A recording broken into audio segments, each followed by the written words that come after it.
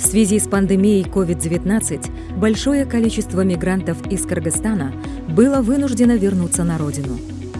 Их возвращение после долгого отсутствия в прежние сообщества или новые реалии требует особого подхода и психосоциальной поддержки со стороны специалистов и общества. Ряд вернувшихся мигрантов в страну, в частности, испытывают финансовые трудности, подвергаются стрессу из-за пережитых неблагоприятных условий или нарушений их прав.